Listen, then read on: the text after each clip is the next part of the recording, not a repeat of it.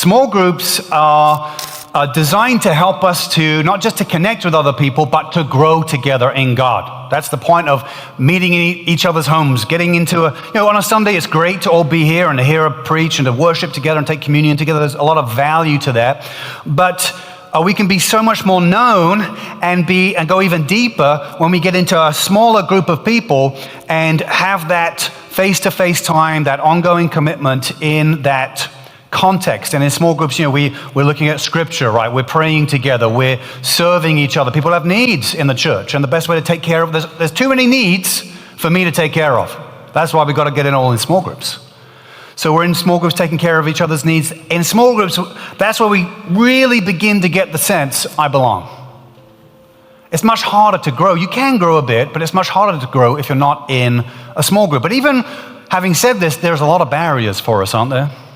Getting into a group, you ever experienced this? A lot of barriers. I hear this from people all the time. Like, I really want to do this group, I want to do this group. There's a barrier, there's a challenge. Sometimes we can call these barriers excuses. They can be excuses, but nonetheless, they're barriers. So we're going to go through 10 different barriers or excuses for why we sometimes say, I cannot join a small group. The first one is, well, I don't know anyone. I don't know anyone. Well, of course, the first time you do anything, you don't know anyone who's a part of it. But it's understandable to worry about being the new person who's the outsider, who doesn't get all the inside jokes. And you got a group of people who are all super tight and know each other. And you're like, I'm the new awkward person. It's hard to be that person. At Trinity, our groups are designed on a semester rhythm. So we take a couple of breaks during the year, and they run, groups run for about 3 months, and then you take a month off, and then another 3 months. Sometimes groups stay together. Leaders have to take breaks after leading for 3 semesters in a row so that we don't burn our leaders out, so that there's a healthy rhythm, a healthy structure to it. But the idea of these groups means that they are a bit dynamic. That means some of the groups, we've had it before in our church where some groups, it's all new people in the group. That's pretty amazing. But it's pretty often that most groups at the beginning of most semesters have several new people in them, or a few new people in them. And so it's designed that way to help new people be like, I'm not the only one. I'm not the only person who's here who's like trying to figure it out, trying to navigate these existing relationships. That's so important to us as a church that we value that. The second excuse or barrier is that you might say, well, I don't have time. I don't have the time for this. Now, of course, as your parents like to tell you when you're young, like, oh, you make time for what's important, right? You make time for what matters in life. And, I will say that, hey, look, if you're in school, you're doing some advanced schooling, you got taking, packing in the classes, you got 5 jobs as well on the side. You're doing, you just had a baby, you're a NASA scientist, whatever your position in life is. If you're super busy, yes, of course, if you literally have no time in your weekly rhythm, you can't do a small group. That is true. That might be true for some people. You literally can't do it. But we also have to recognize, if I watch Netflix, if I play video games, if I watch movies or go to the movies, if I go to social events, if I doom scroll endlessly, it's not that I don't have the time for something really important like a small group, it's that I'm not valuing my time properly. That's the challenge, that's the trick. So it might be true that you literally in a certain semester have no time. There is no bandwidth in the schedule, that might be true. But is it true? We have to ask ourselves, is it true? Is that a reasonable excuse or barrier to small groups? The next one is that you might say, I don't know the Bible. I don't know the Bible. Now, the Bible is an intimidating book. You might say, if I show up in a small group and people are talking about the Bible, I'm just going to be lost. They're going to know, it's going to be obvious that I don't know what I'm talking about because I don't know the Bible. It is an intimidating book. It's big. You can, if you don't know the historical context, if you haven't been around this stuff a lot, you might read it and scratch your head and say, what on earth is this talking about? Some things that people haven't realized about the Bible is that there are bad stories in here, not as examples to follow, but because human beings can be really bad. And it's just telling you the bad stuff that people have done at different times. Some people haven't figured that out yet. So yes, it can be intimidating, but it is it is the most important book in the world. The Bible is, this is my opinion, you can disagree with it. Lots of people have this opinion. It is the most important book in human history. Even if you just study it from a historical point of view, it's of enormous value. It's the book that has shaped Western civilization more than any other document at the foundation of it. And so we have to stop avoiding it. We have to understand that the Bible itself tells us that it is God's revelation to us of salvation, of how we can be saved from evil, how the human heart can be transformed, how we can be reconnected to have a relationship with God. It tells us all of that. And so we have to stop avoiding it, and we have to start engaging with it. Have you ever heard the question before, how do you eat an elephant? You ever heard this question before? What's the answer? One bite at a time. Another test. Just testing you guys today. One bite. Small groups are the way that you start taking bites out of the Bible. It's going to take time. It takes years sometimes. You start connecting the dots and say, oh, I didn't realize that this went with this, or that when it said this, it really means this because of this context. Or, yeah, you have to use your brain to study it. I mean, it is super annoying when people pick like a little verse out of context and say, you know, it's like the athletes try. They're like, I can do all things through Christ who gives me strength. That doesn't mean you're going to win your athletic game. That's not the point of that verse. But it's going to take time. We've got to give ourselves the time to do it. Another excuse might be, we say, well, another barrier might be say, well, I just don't do well socially, you know? I'm socially challenged. There's a lot of us this way. Sometimes I'm that way. A lot of times I'm that way, socially challenged. But hey, look, social anxiety is a big deal. You know, we're all on a spectrum of that. You know, even extroverts can struggle with this. But social anxiety is a big deal. No matter where we are, if we're completely crippled by it, or it's just it's there, but it's not as bad. We got to recognize we need other people in our lives. No matter your worldview, human beings are innately social. We have to connect to other people. That's why we're in families. That's why we build communities and friendships, and we have to have other. It's not good for us to be isolated by ourselves, so we need other people. So here's your strategy. If you're somebody, this is a barrier for you to being in a small group, is social anxiety. Start small. Here's your strategy. Start small. Decide, I'm going to go once. That's it.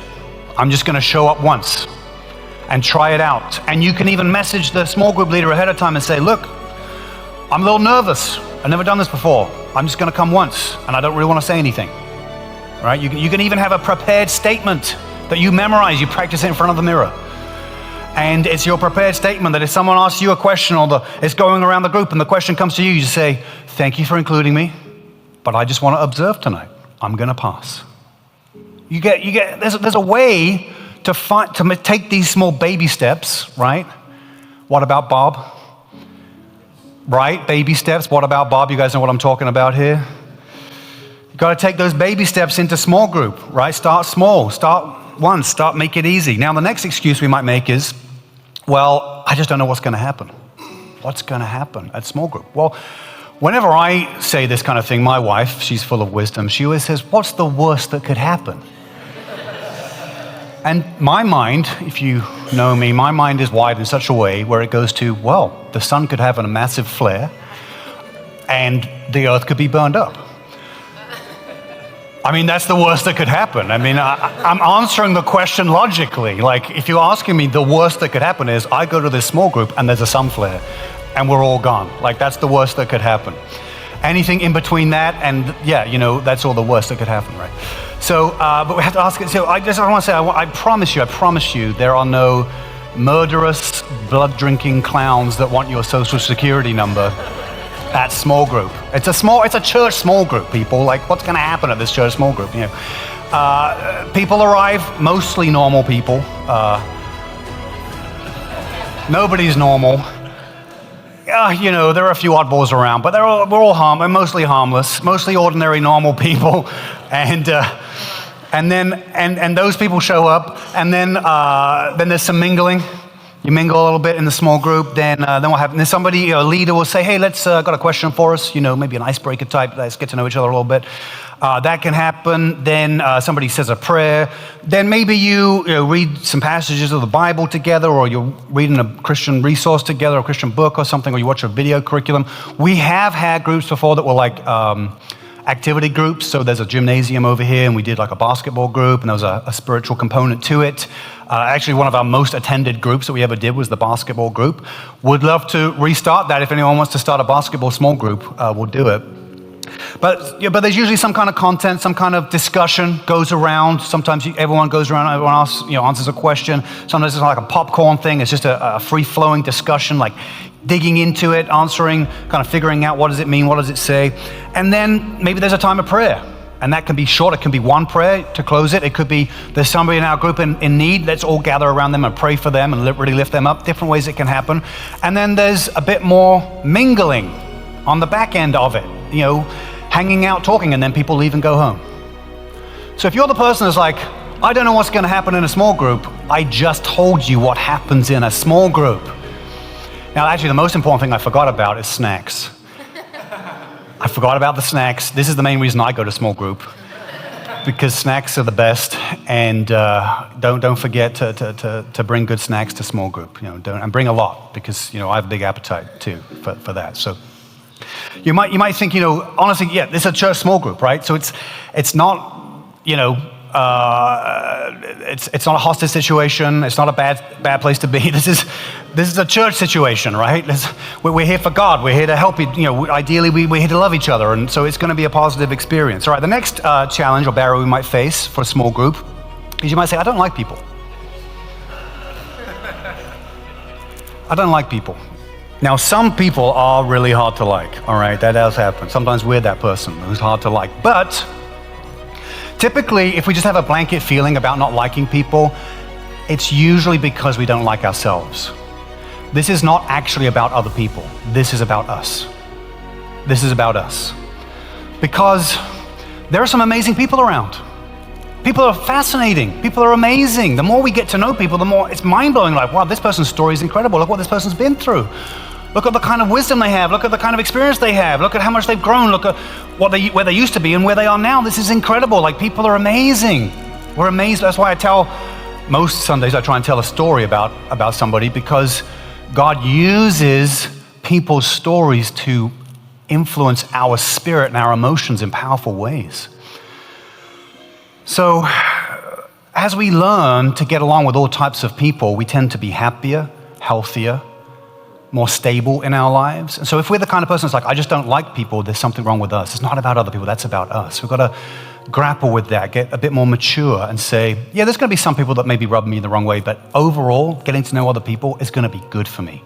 I'm actually going to end up enjoying it. Another excuse or a barrier might be, well, I just don't live close enough.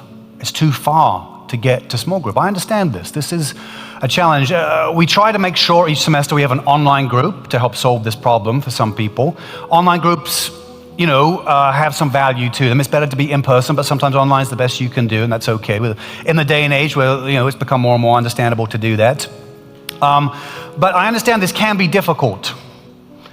But it's not impossible, is it? It's not impossible. It takes a little bit of intentionality. It takes a little bit of brainstorming, a little bit of planning, a little bit of problem solving to say, if I live further away, how can I make it there each week? How can I be consistent at that? If I'm willing to commute for work, why would I not be willing to commute for God's people, for growing, for being in this discipleship environment? Why would I not be willing for that? Maybe I need to tell my small group leader that, hey, I'm going to have to leave a little earlier than everyone else to make sure I get home. I've got a little bit further to travel. Maybe I need to see it, rather than seeing it as a problem, I need to see it as an opportunity, and I need to say, I can redeem this travel time. Have you ever thought this before? You have to travel for something, say, you know what? There's friends, there's family I want to be more connected to. I'm going to use that travel time to call them. I'm going to build that into my rhythm. So on my way to group and on my way from group, I'm going to place a call to friends or family that I mean to be more intentionally connected to. Or maybe you want to listen to some audiobooks or your favorite podcast or whatever it is. You want to learn a different language. Start problem solving. Start thinking about, okay, if God, this is so important in my life, how can I use that time to travel to actually grow and to be beneficial time to redeem it? The next barrier for not being in a small group might be that we say, I don't like going out in the evenings. The older you get, the more you understand this one. It is true. It is true. So we have to ask ourselves, is this because I am afraid to go out, or is it just I'm kind of being a bit lazy? Which one is it? And again, we have to kind of go into problem-solving mode. So, can I get a ride from somebody? If I can't get a ride every week, how many times could I Uber sometimes? How much could I afford? Something like that, kind of running some numbers on that. Is the area I might need to go to, is it safe? Like, do I not need to be worried about it? Chicago, a lot of people from outside Chicago don't understand how Chicago works. So it's like there's some troubled areas, there's some great areas. You have to make your best judgment call on that. But you have to ask yourself, how can I stay motivated so that it's important to me, so I choose to go out even when there's a lot of natural desire in me to not go out in the evenings? How can I motivate myself? How can I stay accountable? Maybe I could join a small group with somebody else and we're going to go together. Maybe someone else can lead a group, but I'm going to host it in my place, and then I don't even have to go out in the evening. Right? It's about saying, if this is important, what are all the options? What are all the things I can explore to say, I can be part of a group? I really can. Everyone can. Everyone can make it happen. Also, we try and have small groups at different times during the week. So we have some daytime small groups as well. That can help with it as well. The other barrier might be that you might say, well, I don't like commitment. I struggle to make commitments. Now, what's this about? This can be about saying, well, I don't want to get hurt by people, or I don't want other people to control me, or I don't want to miss out on something else important, right? That FOMO. If I commit to this group and something else better comes up, then, then I'm in trouble, right? Do we realize how immature and selfish that way of thinking is? Hopefully we grow out of that feeling. The younger you are, the more tempted you are to think that way. Hopefully the older we get, the less we think that way. But these are the challenges, the things that make us resistant to commitment. The problem is, if we're not willing to commit, it signals a lack of trust. It signals a flakiness about us. And that's not good for us. It's not good for our relationships. It's not good for other people to be signaling that. In life, we have to commit to stuff to make important things happen, right? If you want to live somewhere, you have to sign a lease. That's a pretty big commitment. So we're willing to sign a lease or take on a mortgage, borrow a bunch of money from the bank. We're willing to do that. You want a job, right? You have to sign a document that says, I'm employed. I commit to these hours and these responsibilities, right? We're willing to do that. But when it comes to Christian community and saying, oh, Jesus died to bring in his family, bring in his people, make brothers and sisters and bring them together. But when it comes to that, I'm not going to commit. Not going to commit. There's something going wrong in our thinking if we downgrade it from its place of prominence. It should be so much higher than other things in our life. Now, a wise person doesn't commit to every person in every way or everything in every way, but nonetheless, we must commit. We must commit to what matters. And it's just one semester at a time, right? That's why we do the semester rhythm, right? It's not like a marriage proposal, right? Joining a small group is not like, would you marry me for 3 months?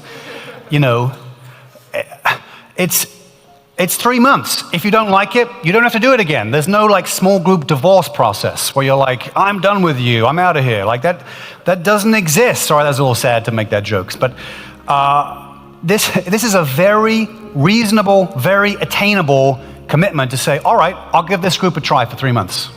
I'll see what happens. 99% of people have an amazing time. Really enjoy it. The final excuse, the final barrier is, I don't want to be rejected. I don't want to be rejected. And this touches us at our deepest fears, doesn't it? Our deepest concerns. What if people don't like me? What if they don't accept me? What if I try and open up and really express who I am, and that's not okay with people? What will happen to me? What if there are cliques in there where there's a group of people that really like each other, and I'm just excluded from that? I'm left out of that. What if I do get close to people, but then they reject me later on? What happens if all these things go on? Well, truth be told, relational disappointments and difficulties are completely impossible to avoid. If we want to have relationships with other people, we have to expect that there's going to be these challenges along the way.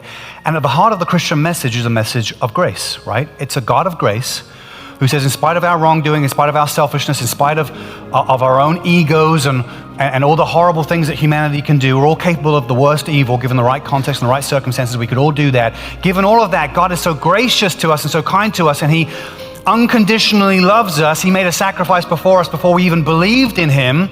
That's the heart of the gospel message of the kingdom of Jesus. And as Christians, we're to embody that message with each other. So we say, okay, even if others reject me or others sin against me or it doesn't go well every time, which is going to happen, it's just going to happen. You ever messed up a relationship before? Anyone? You don't have to show hands, just inside. Just raise your hand. I see someone in the back there raising their hand. We've all messed up relationships before. What we have to do is we have to learn to forgive, and we have to learn to be brave enough to say, what can I do? What's everything I can do to resolve this? But also, if somebody does sin against me, what's everything I can do to resolve it with that person? Rather than, most human relationships, we just abandon them, just give up, just walk away. It's just too hard. If someone's not willing to resolve it, that might be the outcome. But typically, no, grace instructs us. The grace of God, the gospel, the central message of Christianity teaches us people matter. We've all been made in the image of God. People have intrinsic value because of that. That's a theological conviction. Science would never arrive at it. That comes from Genesis chapter 1. It's a Christian view of the world. The Western world has this Christian view that every life matters. And as Christians, shouldn't we uphold that more than anybody else? Shouldn't we be the people that embody that belief more than anybody else, that everyone has value, even if we completely disagree with them, and to show grace to them? Here's the approach we need in small groups and in Christian community is this. We need to be the people that instead of being worried about getting left out and not fitting in, we need to become those, and this is an identity shift, we need to become those who say, I'm going to be the person that brings people in.